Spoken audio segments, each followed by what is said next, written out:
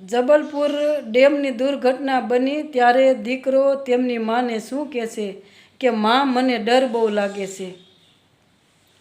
ત્યારે આ માં સંતાન પ્રત્યેની કેવી લાગણી હોય છે અને એની માં એવું કહેશે દીકરાને, એ જે દીકરા તુને નહીં કરું આજ મારા અંતરથી ને અળગો હશે જોન મારા એ પંડીમાં એ જોને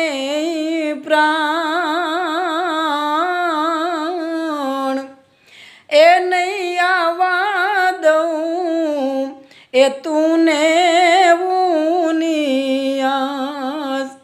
એ મારા પ્રાણ તને નહીં આવવા દઉં એવું નિયાસ મારા લાલ તને નહીં આવવા દઉં